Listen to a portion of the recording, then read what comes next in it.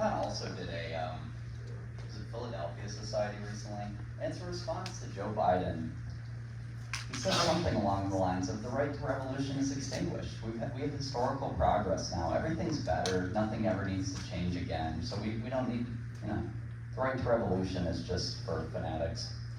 And he gave that at the Philadelphia Society. I want to say it's available on American Mind. And it's just very practical. Like, okay, we're obviously not going to start shooting people anytime soon.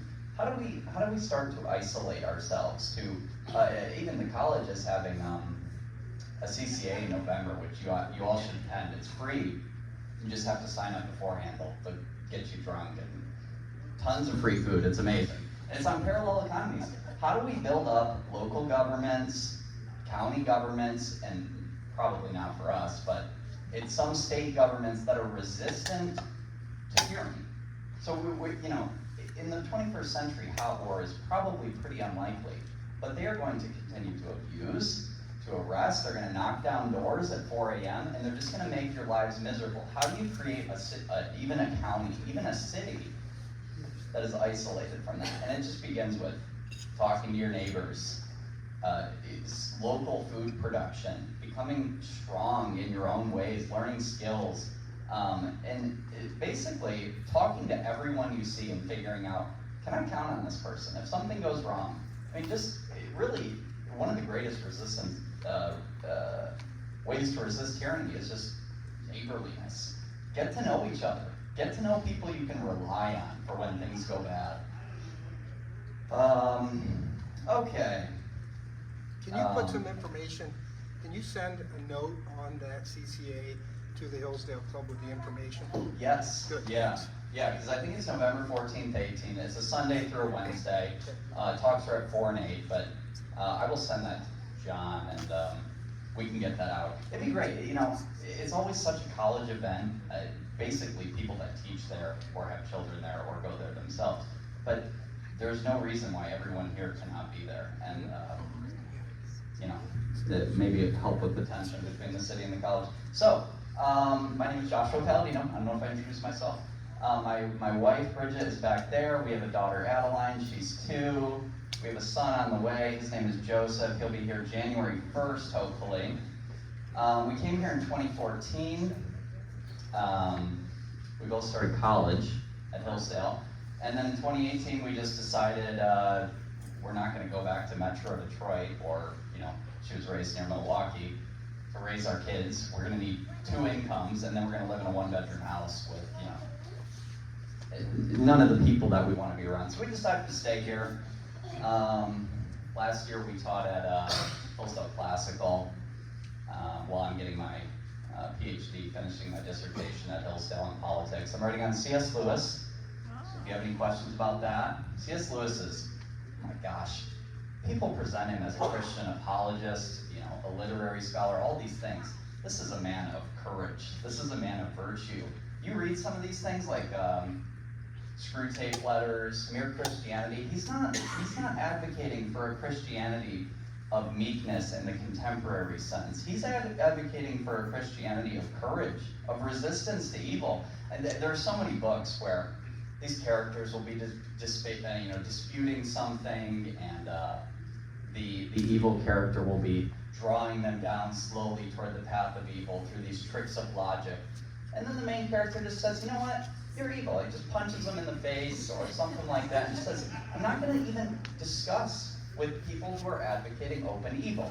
Of course, we need to know the difference between people who are just going astray, being confused, versus people who are advocating evil and doing it with a passion, which we are now, I believe, seeing with Proposal 3. I mean, the Democrats are not running on anything except Proposal 3, except abortion, which initially I was going to talk about that, but let me say a few things. So they don't put the language on the proposal that will be in the Constitution. Right. They get to make up their own language. It's unbelievable. The right to make an effectual, this is what will be in our Constitution in Michigan. Michigan will be a confirmed satanic state. The right to make and effectuate decisions about all matters relating to pregnancy, including but not limited to prenatal care, childbirth, postpartum care. Postpartum care. Yeah. What does that mean? What does that mean? All decisions related to postpartum care. This is insane. Contraception, sterilization. The fact that it mentions kids later is very concerning. Abortion care, miscarriage management, and infertility care. I love that they also say an individual's right to reproductive freedom. That's great. So that is proposal 3 in its actual language. Hammer that home. Postpartum care. All decisions related to postpartum care. How many are Ward 4 voters here? What voters? Ward 4. Okay. Ward 4 voters, so basically south of Bacon. Hi. I don't know if we met. Okay, so this won't be too much of a sum sheet. Not too much pandering for votes. Adeline was diagnosed with cancer in May, and so we've been at Mott's constantly, several months. And we have heard the stories of 2 different families just in the past few weeks. Both had twins, and they went to the doctor, and the doctor said there's something wrong with the pregnancy. One of them was reverse flow, so the baby is giving nutrients back to the mother. Never heard of such a thing, but the doctor says to her, you need to abort baby number 1 to save baby number 2. And she's a pro-life activist, Catholic. She says, no, not going to do that. Going to trust in the Lord and carry these babies to term. So eventually she has to be induced at, I think maybe 30, 32 weeks. It's very early, right? At Mott's, thankfully, they have the ability there. That's the other, fetal viability. At Mott's, they're keeping kids alive at 22 weeks. They're keeping this, I mean, it's truly amazing for all the evil things they do. They really, some things are just divinely inspired, like their cancer care. But the baby comes out and the baby survives. So they're advocating these things. And then in the other instance, 2 babies are born. The one is not likely to make it, early 20 weeks. And they say to the mother, do you want to provide care for this child? The doctor, giving the option, should I save this human life right here before me? You have an obligation to save that human life. Medicine means nothing if you don't make every effort under your power to save that human life. And so they let the baby sit there for an hour on the tray. And another doctor came in later, an hour later, and said that your daughter's breathing. She wasn't supposed to be breathing because lungs don't develop till 24, 26, something like that. Sort of later stage where they can actually have the force to breathe on their own. She's trying to breathe, and so they put her on a ventilator. She's alive today. So all of these decisions are, choice. That's always their word. They are putting women under pressure.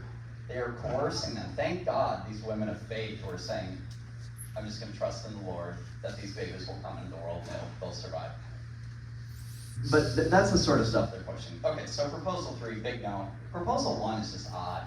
It takes 14, so current term limits are 3 for the House, so 6 years, 3 2-year term limits, 2 for the Senate, 2 4-year term limits, so you have 14 years. Now they're turning it into a basket of years. You have 12 years, you can use them how they are.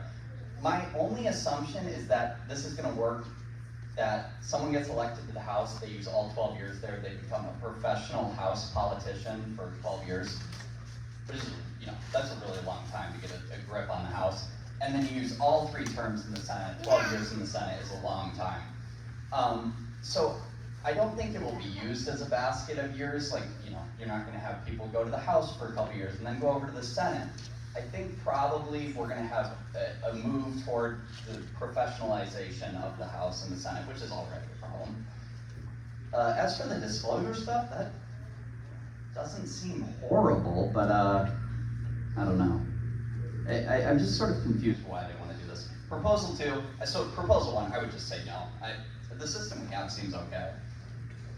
It's great having an open primary every 6 years in Hillsdale. Isn't that one of the best times in Hillsdale when the primary is open and we actually have a shot of getting a candidate in? It's so fun.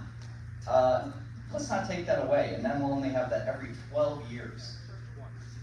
Proposal 2 allows 9 days of early voting. No. no days of early voting, one election day. Republicans must be very strong on this. As soon as you have days where we vote and then we have the election days later, what is happening in those days? We have 350 million people in this country, so many votes, thousands, tens of thousands of election officials and observers. We cannot keep track of them. We can't keep track of them for the one day of the voting day, but we need to minimize the opportunities for fraud. If I were elected in Hillsdale, I would like to see an ordinance or an amendment to the charter that says, even if the state mandates these button boxes, the electronic voting machines, we will always have paper copies of our votes. So, we're not gonna follow the state. If they want to have the voting machines, that's fine, but we're gonna follow it up with paper ballots every time. It would allow you could still come in with your provisional ballot and say, I'll show my ID later. It's not a great idea. I know that some people use it legitimately. Get registered. Just get registered. Go and do it. But the big thing, allow public sources and charities to fund elections, subject to disclosure, of course. Everyone, of course, they're going to disclose everything they're doing. It's going to be great. It's going to be wonderful. So Mark Zuckerberg, all of the elite tyrants that now govern our country can give unlimited money, and they will use it for ballot drop boxes in every 15,000 voters. So Hillsdale would have one ballot drop box minimum because we have less than 15,000 people. You can go in, you can drop all your ballots. And then require that post-election audits can only be conducted by the elected officials. Of course, why would anyone else need to look at that? You'd be a lunatic. You'd be a total lunatic if you wanted to look at that from some other perspective. So no on all three. I mean, proposal 3, the hardest no possible. Knock doors, tell your neighbors, this is sick. This is so sick. Okay, the Republican Party. Can I ask a question? Can you send a copy of that information also out so we talk to our neighbors about this? We can say, look at what they're saying. You're signing away everything with this, and they're not even saying how they're going to do it. Can you send that out too? Yes, definitely. Thanks. Use the constitutional language. This is another thing, and the city doesn't have control over this. If I were elected, I would propose an ordinance that the exact language that will appear in the law has to be on the ballot. You can't give your summaries, oh, it's objective. No. What does it say? And it also needs, we should probably just have it standardized at an 8th or 9th grade reading level, because that's where the average American reads, is an 8th or 9th grade. That's fine. Not everyone has a postgraduate law degree, right? It's offensive, and frankly, it's stupid. When you read and write with these, 18 clauses in a 400-word sentence, you're dumb. You're not communicating well. That's not an intelligent thing to do. That's a confusing and disrespectful thing to do. Yeah. Josh, one other thing. On that audit, if you don't have a third-party auditor, that would be like turning your Treasury Department over to the Treasury. Its own Treasury Department is going to do the audit. Really? Yeah. That's so hilarious. That would be illegal for financial audits, right. But for votes, no, you're crazy if you want a third party to look at it, because the third party people are, I don't know, paid for by Putin. Okay, so the warming center stuff, that's awesome. So I've been reading through the city charter and the state laws, which no one thinks about that anymore. We have people with degrees and expertise to govern us now, so we don't need to look at what the laws say. There is a provision to either appoint or elect a director of the poor. I thought it would be so great. What if we pass an ordinance and say, you know what, who's doing it? Where's Penny? Are you the director? What if we appoint Penny director of the poor? Now, I'm a conservative, so you're probably not going to get much, city money, because we don't have any to spare. But I think that'd be great. Maybe it would help you work with the state. Maybe it would help you work with the county, get you a little more official recognition. Up on the city's website, this is the only person as a private charity, a private organization, caring for the homeless in the city. Maybe you could get some grants to stay open for a few more months. Not that we want to get involved with all that, and you're probably going to have your hands tied before you can, count to 10. But I thought, right? No, you want to use volunteers, private. Oh, this is great. This is working so well. This is voluntarism in action, love it. But I thought that'd be great. And I thought, you know, you deserve that recognition. And not all public positions have to be publicly funded. This is something that we've sort of forgotten from the founding era. We used to have city officials, people with public duties that didn't get any money. They were serving for their honor, for the virtue of doing a good thing, for the sake of the love of their citizens, for charity, right? So I think it would be good to bring back things like that, where we're just recognizing this person is doing great work. They don't need to get all the state money, but they can get some recognition. So from that director of the poor, this is really what the state laws, what the city charter looks like. It has things like director of the poor, and we just don't even consider, right? City politics is roads, fire, police. But we've really flipped the role of government. For the founders, federal government has this little tiny set of powers. Now those set of powers are very large in their importance, preventing us from invasion and preventing us from all dying in war. And of course they're bringing us into war and inviting the invaders, so they're not even doing the things they're supposed to do, and then they're doing everything they shouldn't be doing. Then the state government has more police powers and a slightly broader set of powers. But from the founding perspective, basically all other powers, be the 10th Amendment, reside with the county and the city government. But it has been entirely reversed. The federal government tells us how to build our roads. The federal government tells us how to train our police officers and our firefighters, and the state government participates in all this. They tell us how to filter our water, what water filtration systems we can use, what chemicals we can use. These are the core of the local decisions that make up a city. Someone was saying we don't show up to township and city council meetings. In a sense, I don't blame you. What are we deciding? 95% of all the money has already been decided where it's going to go, which we don't know where it's going to go, but it's in this fund that it's always been going to for the past 100 years. And if it doesn't keep going there, we're all going to die or something, right? So, I'll leave it at that. We've reversed the roles. The idea of federalism has been reversed. My idea as city councilman would be to do everything in our power to strip authority back, whether that be with lawsuits. We already working on this proposal 3 about making Hillsdale a sanctuary city, which my opponent opposes, and working with nonprofit organizations, Thomas More Foundation, all these Alliance Defending Freedom, all these groups that have been fighting on, you're compelled to bake the gay cake, the abortion cases, all these things. We can bring help into the city and say, we want to be independent. We want to make our own decisions. Will you represent us in these things? So I would like to bring some of that into Hillsdale and just say, we don't need to have the status quo of following every policy and regulation that comes down the line. We can start to push back, and we don't want to, the city already has a bit of a target on its head, I think, for several reasons. So we don't want to increase that, but we need to be ready for the days when we are going to have to fight more openly against a hostile federal and hopefully not state government. Hopefully we can avoid that. We need to be ready for that. I think part of the reason too, not to dig into conservatives, but we have this idea of what the powers of the state are, and we see the federal and state government constantly abusing them so much that we're afraid to exercise them ourselves at the local level when it comes down to it. This was very well demonstrated at the library. Did everyone see the library controversy? Okay. So I'm a fascist, I'm a book burner. Great job, by the way. Thank you. The new idea, according to my opponent and many others, is that the library is required in order to have diverse and inclusive representation and to make sure that no one feels left out to purchase certain sorts of books. Okay, so my opponent says she's a libertarian. So now the new definition of liberty is you must purchase books for underrepresented groups and minorities, otherwise they don't have the right to exercise their freedom to read things that affirm their way of life.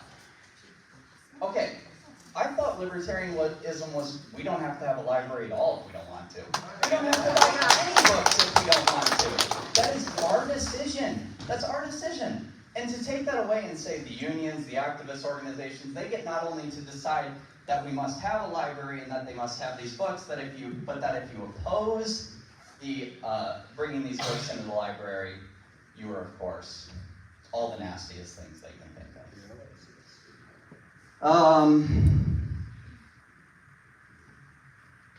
The library is 1 mil. The city has a 20 mil cap on its taxation, which is why we had the special assessment meeting last night at Hillsdale. No, whoa, it's Thursday. Oh my gosh, 3 nights ago at Hillsdale City Council.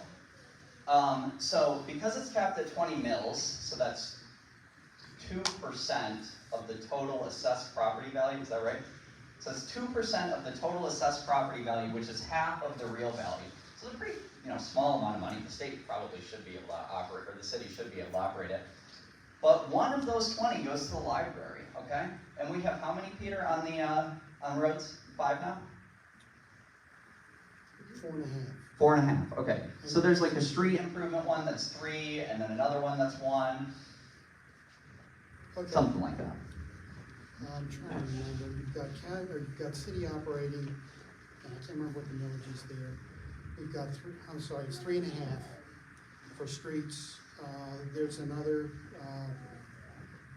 streets that goes to DPS. That's basically the Department of Public Services for street repair. Okay. And then you've got a $0.5 mil for leaf removal. Okay, and that can go to roads. It's Oh my God, yeah. Burn them. Compost them. Use them. Have your kids jumping them. Put $0.5 mil for when we're spending 1 on the library and 4.5 on. So my idea would just be the library gets about half of its funding from state grants, private donations, all these things. That it amounts to about $150,000 a year from private sources. I think about 120, 130 from the millage, something like that. Let's put it on the ballot. Would you rather 1 extra mil go to the roads, or do you want to continue to support this? Let's just put it on the ballot in those exact words, right? Do you want 1 mil to support the library over the roads? Yes or no? This is the sort of question that we need to bring to the city, right? We need to bring to the voter. What do you want? Do you want these things? But everything just continues on. The millage lasts for 25 years. Your great-grandchildren might get to vote on it, maybe. And then they're going to put it in a March election that you heard of 4 minutes beforehand, and you can't make it to vote. The March election, the August election, just as a side note, that should be outlawed in the city of Hillsdale. Millages must be voted on by the greatest amount of people possible. Otherwise, we're committing injustice against them. We're taxing them without their consent. It's like an 8% turnout in March. That's exactly why millage votes come up in the primary election, okay? Because they can control more people in a primary than they can in general. So they slide villages through in a primary, okay? Because nobody's paying attention. Steve? So they're able to get through what they want. Josh? Yeah. One other point too, an ISD had an election in the primary. They wanted to raise their millage from 2.5 to 4.5%, Yes. or 4.5 mils. It went down. That, by the way, that election cost $57,000 to the city. It's amazing. I talked to the county clerk, or I talked to the city clerk about this. I said, we're running a separate election when we're going to have one in 4 months for something that less than 10% of voters are going to decide on for a $2 million increase to their taxes. I mean, it's a waste of money. It's dishonest. It's almost, it just seems intentionally like they don't want your opinion to be heard. That should be outlawed in the city of Hillsdale. I don't know if we probably have to obey whatever the county puts on the ballot. But in terms of city millages, I will fight against any that don't come up in November. Eddie, sit down, girl. Okay. I want to talk about. I think that was everything on that. Yes.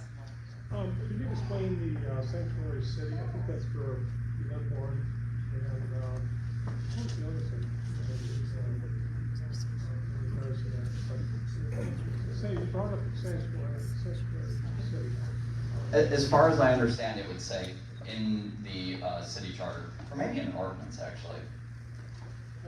So you Not could sure. have an abortion in the city. You can have it in the city, and life begins at conception. This is immediately gonna. Like that thing from last year that was. Yes, it would be that brought up again, but that was defeated, and they said, basically, we're gonna get hit with lawsuits, so we should back down. That, Kind of bring it on a really short notice. Yeah, he so did. It's kind of hard to let go through it. yeah, Who's your opponent? Penny Swan. That should motivate, you should just have that. Thank you, I appreciate it, yeah. Yeah, I know you didn't want to talk about this, but can you tell us how many people you need to help you to win the election, and if you need specific monies? I love all this stuff, but you sold me 10 minutes ago. It'd be nice to talk about it later. What can we do to make sure you win? I suppose you can knock doors, would be the main thing. Knock doors and just tell people, my opponent is saying she's a libertarian, but she's supporting. Can you provide that type of information, do a little bit of organization, and maybe 4 or 5 of us can get together, walk around, and hand a sheet out and explain? That'd be great. I'd be very happy to do that. We are getting flyers hopefully next week. We made them, you know. No, I don't know if they're door hangers, but we were talking about cutting them so that they could be if we miss someone. And if you could, I'm telling you, if you get a map or names or anything like that, then we could have a meeting after you get those things. I mean, 4 or 5 of us, and we just walk around and we talk to everybody we can over 10 hours. That would be huge. We have done a few weekends, and I think we're doing pretty good. We got about 70 signs out. Not quite as many houses. Some have 2, but we're doing pretty well. I mean, of course, they say, you know, you're a disciple of the radical Republican Party. I'm willing to talk to anyone. I'm just gonna say what I believe, but I'm willing to talk to anyone. You know? Yeah. As a candidate for city council, you know, you've been to the meetings and I go to most of the meetings, but one of the problems as a councilman, the councilmen will not talk back to their constituents. I have turned around and asked them to have meetings with the constituents to find out what their feelings are about things. When you get into being a councilman, which I believe you will make it, and you know, what would you say about open meetings or having a meeting maybe once every 2 months or something with your constituents, like a town hall meeting? That's great. Yeah, I'd love to talk to anyone, See, have anyone around. I've tried all the years I've been going up there to try and get the councilmen to do this. Not one of them would do this. They will not talk to the constituents, and you know as well as I do, when you go to a council meeting, you got 3 to 5 minutes to say what you want to say, but no answer comes back to you. Yeah, I'm totally in favor of, you know, transparency and everything.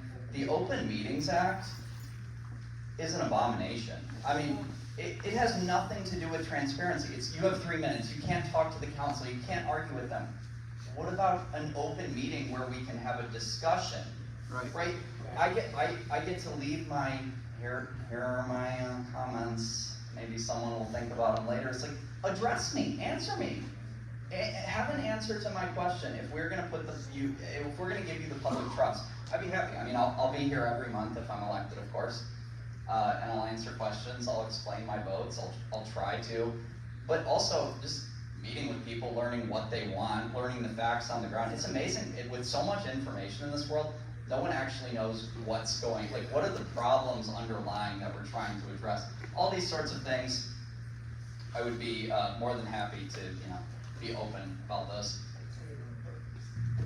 Oh yeah, it's because they don't know where it's going. Look, the city government is actually very complex. I have been reading the charter for weeks. I'm getting my doctorate, and I'm finding I can't figure out what's going on. You know, it's so complex, and it needs to be sort of narrowed. And we need to have the councilmen, when they come on, read through the charter in a committee. A new councilman committee, read through the charter, read through all the applicable state laws. Are we following state law? Are we following the city charter? Do our ordinances align with these things? We need to get back down to the bottom and see if we're doing things right at the fundamental level. I talk to people, they say, you can't fix our government by, by reforming the structure of government. You can't fix it by amending the ordinances in the charter. It has to do with revenue. It's always revenue. Well, let's look at the structure and see if the structure is solid. And if it isn't, that might be an indication that our money is being wasted. It's not being used efficiently, right? Start asking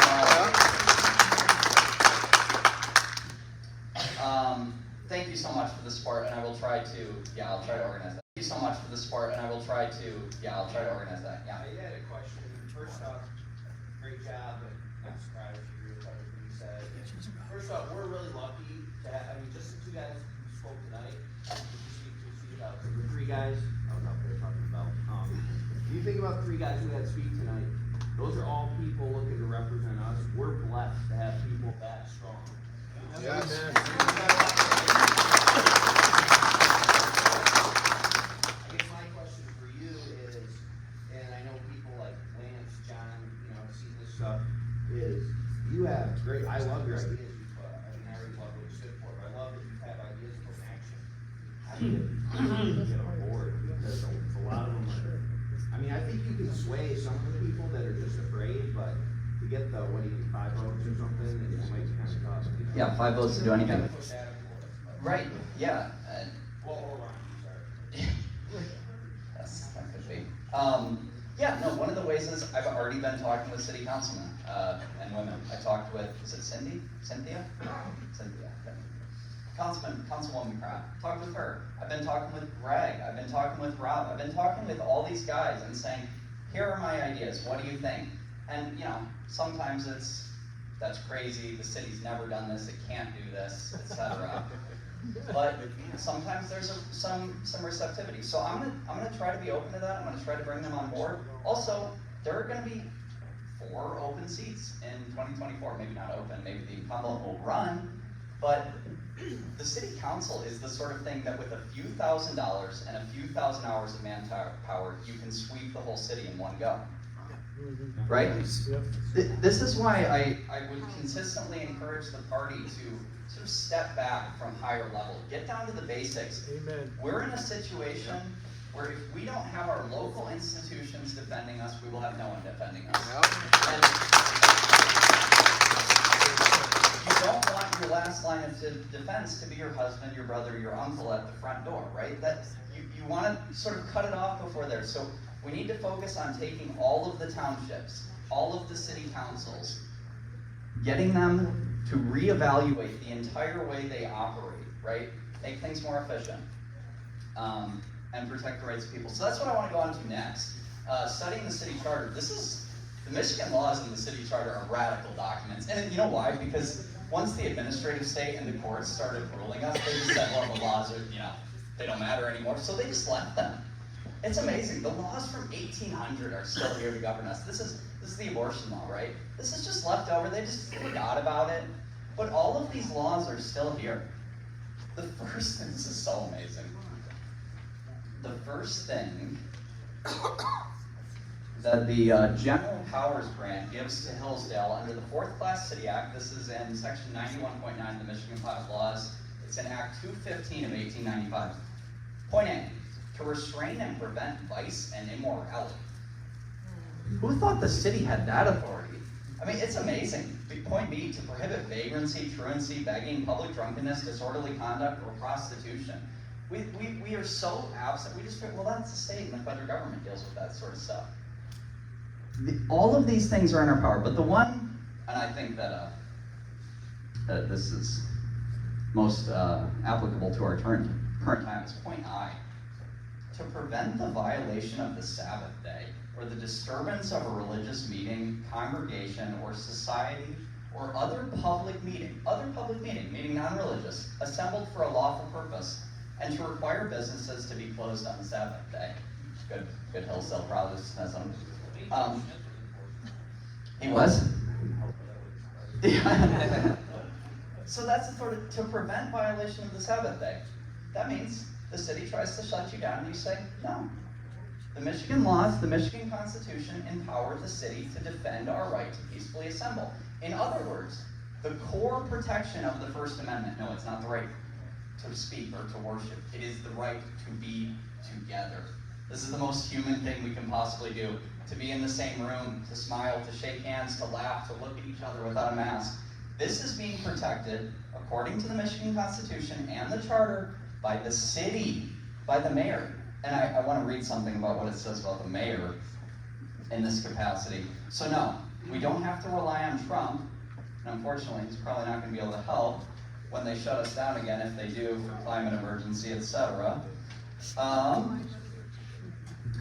Section 4.9 of the city charter. The mayor shall be a conservator of the peace, and in emergencies may exercise within the city the powers conferred upon sheriffs to suppress riot and disorder, and shall have the authority to command the assistance of all able-bodied citizens to aid in the enforcement of the ordinance of the city and suppress riot and disorder.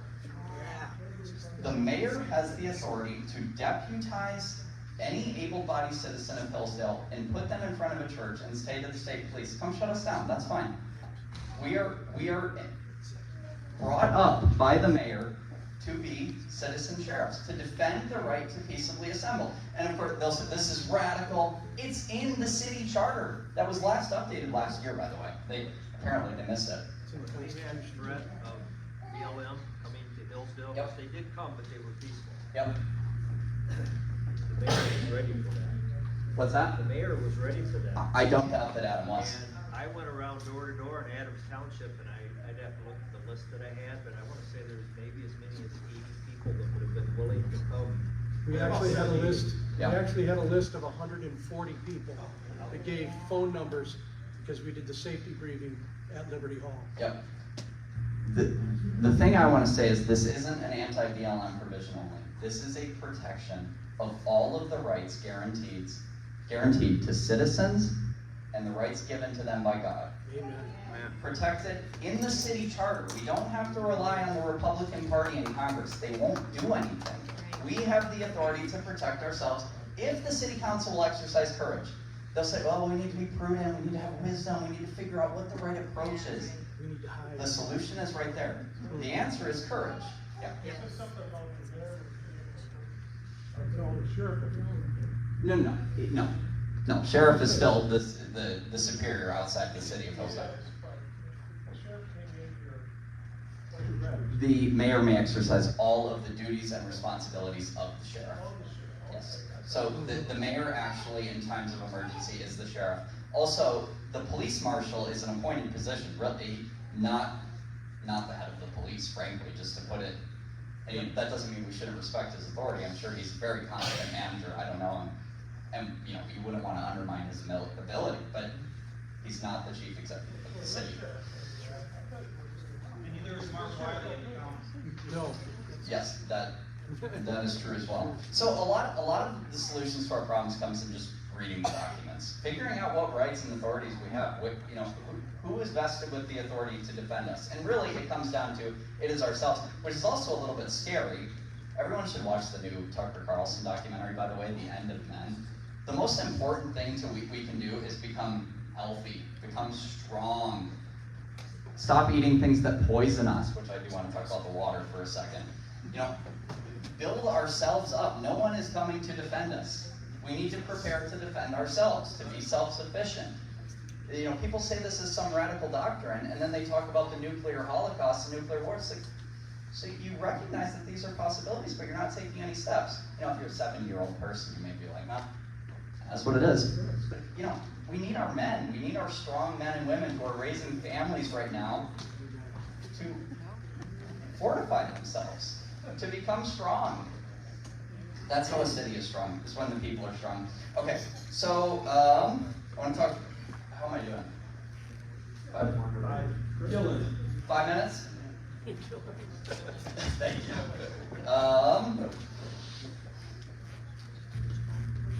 I wanted to talk about the water, if I can find it. Okay, yeah. The city has really poor water quality. It's almost the worst in the state. With certain toxins, yes. But the difference is, so lead gets all this, lead is very hyped up because lead causes immediate, you're going to be crippled if you start drinking lead. It's a heavy metal. The way the federal government has been poisoning us slowly over the decades is through mandatory chlorination process, and most people don't know that's mandated by the state and federal government. If I get into office and I said, we need to explore other decontamination processes because chlorine is a neurotoxin, just be frank about it. And I'm not saying it's not worth it, maybe it is. I haven't talked to the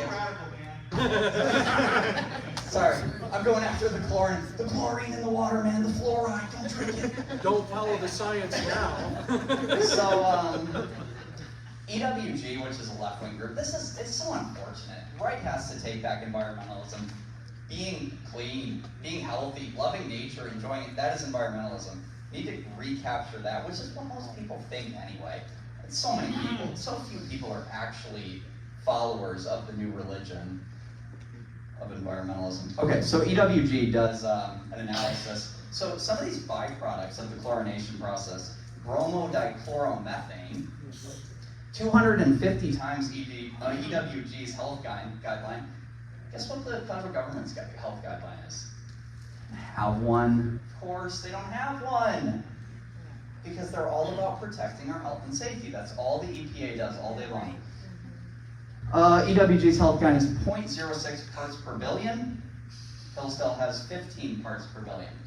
0.06 means that over an entire lifetime, 1 person out of 1 million who drinks the water at that rate will develop cancer. 0.06, 1 out of a million. We have 15. 0.06 to 15, 250 times. That means in Hillsdale County, 250 people out of a million will develop cancer over a year. Okay, that's not good. The problem is when you combine it with 8 other neurotoxins that are in the 300 to 400%. What is causing us to be such an unhealthy society? Or don't die. What's that? Low IQ. Yeah, low IQ. Yeah, we're just getting stupider. Yeah.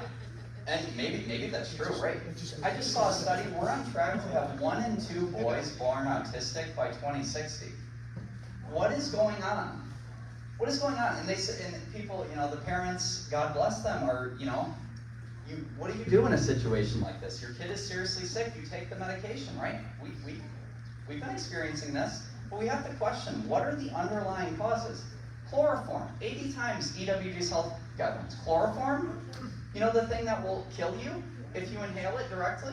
85 times. And when you turn on the shower and it gets up above 100 degrees, it becomes airborne, it's in your eyes, it's in your nostrils, it's in your mouth. And Hillsdale has some of the highest rates of cancer in the state. Why? Why is this the case? So this comes back to the city council, because this is a very expensive problem to solve, probably insoluble. Yes? How much does the library cost? Can we get rid of the library?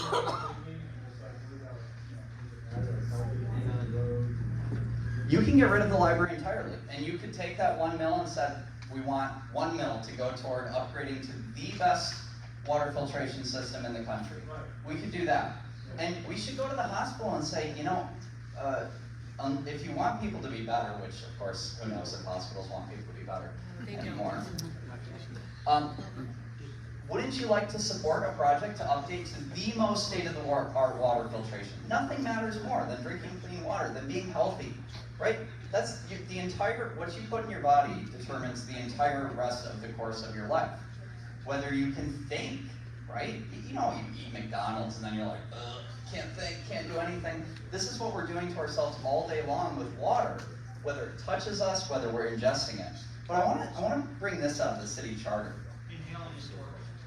Inhaling it, yes. Don't vape. In the shower. From section, is this chapter 2, section 4? I didn't write it down. No individual water supply shall be allowed in the city for the furnishing of water for household or drinking purposes, except in locations where it has been determined by the Director of Utilities that it is not feasible to serve the property with the water distribution system. Please, Director of Utilities, may I drink water? May I give water to my family, please? No, you may not, because the water can provide it. It's amazing. And of course, the federal government actually does ban the collection of rainwater. There's some debate. Rights will not be protected. Okay, so we have to think of the whole picture. We have to think of how are we going to protect the rights of citizens if things go poorly? Alright, it looks like John wants me to be done. Um, Yeah. How about 501c buildings that are tax exempt from the federal government or from the state government? And how can the city turn around and still blame somebody for not paying taxes to 501c? Or not in Texas, I'm not sure. What I would like to, so, okay, this is gonna get me in trouble. I love Hillsdale College. I'm about to be a graduate again. I'm getting my doctorate there. I love Hillsdale College. When they bring a building into the downtown area and then say this is tax exempt as well as the rest of our property, I start to feel a little bit like, you know, could you buy the one next door? I don't know. You know, the city brings so much economic activity. It's great. I love the city. But what if they buy 3 buildings? What if they buy 10? All of a sudden, the city has no downtown tax revenue. I think we just need to create a district and say, you know, that's your corporation's district, and I'm then- not talking about the college, I'm talking about personal Oh. principals that have a 501c, doing their own. I'm not familiar with that. They're getting charged taxes, but they're approved by the federal government? Yeah, you've That's a got- violation of the law, so I I've don't know. got 2 in the city, one's a church, and one Oh, happens this to be is, Hillsdale oh, we Justice talked about Project. this. Yeah, Mhm. Yeah, I'm Trying not- to take if- our properties because of it. if the federal government has approved it, there's really nothing the city can do, which honestly, I sort of think is maybe a problem, although in your instance, it would help you. But that means the federal and the state government say, these are all nonprofits, you can't collect taxes. I mean, this is taking away all of the rights of the city to determine what we consider for the public good. Like for the library, it says, city council may establish a public library if they deem it to be for the public good. The city needs to have the right and the authority to determine what is for the public good. So education centers, that should come before the city council, and they should just make a ruling and say, either we think you're valuable or we don't. But when they say, well, the federal government has approved it, but we have to consider all these other factors, this is not a just way to do it, right? If the city had the power. I don't have a problem with them have a just way to do it. What I have a problem with is, you can, you can't. Right. You can, well, we don't like you either, so Right. you can't. That's my problem. All I'm saying is if it were at the city council and they looked you in the face and said, you made all the qualifications, but we don't like you. I'm all right with that. That would almost be better than well, we have to go through all the court proceedings and all these legal doctrines. Like, if you just don't like them and you don't want to give it to them, just say it. Just, Yep. you know, be a man, say it to their face. Okay. I think I can probably leave it there. Yeah. Anyone else want to talk about anything else? Watch The End of Men. We should have a showing, like we did for What is a Woman? I've done 2 songs so far, so this will be. You give me whatever you want. Yeah, do The End of Men. You That'd be host great. I have a 1,400 square foot home, but I'd love to. No, Oh. you bring the movie in and you host it at the. Oh, okay, I You see. can do it at the 501c3 Oh, that could be a that's good- being attacked. Yeah, I can do it. That'd be a good, PR thing. a good campaign event. One last thing, the city has a 20 mil cap. That's why they're saying they have to do the special assessment. The special assessment means that everyone who is touching the project pays $5,000 outright. If you don't pay the $5,000 outright, you're gonna get taxed usury, 7% interest. For the remainder of the time you can pay off that $5,000. Who has $5,000 to give to the roads? Not the average Hillsdale citizen, not the upper class Hillsdale citizen. Actually, a very small percentage. A study earlier this year, or maybe last year, said the average American has $800 for an emergency. That's not good. I don't suggest it. Read your Dave Ramsey, get $5,000. You need to have that money. Get it in gold, get it in Bitcoin. It's only 1 until you're out of debt. 1,000 until you're out of debt. If you have credit card debt, please resolve that. What was I saying? Yeah, they're gonna charge you 7%, something like that, until you pay it back. Okay, $5,000, that's a lot of money. Hillsdale's poverty rate is 40%. That means 4 out of every 10 people, not quite that high in the city, I don't think, are gonna have no money to pay for this road, and they're gonna get a $5,000 lien on their property. This is not just. I would prefer an income tax. I would prefer raising the property tax. I don't think we need those things. But I would prefer that, and it would be more just than the current situation where they say, this project right now, $5,000, or you're paying 7%. That's criminal.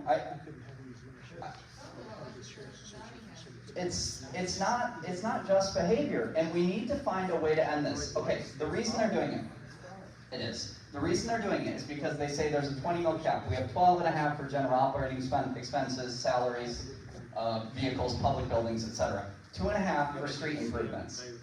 1 for DPS, another 2 in a sinking fund. It comes to about 4.5 for roads, 1 for the library. That's 20 mils. We're done. The state says you cannot raise any more taxes. Wrong. We can raise more taxes. We could raise property taxes if we wanted to. There's a provision in the city charter that's very awkward, delightfully awkward, that says you can put a proposal to increase taxes above 20 mils, but you have to put it on the ballot beforehand, and it has to get 2/3 of approval.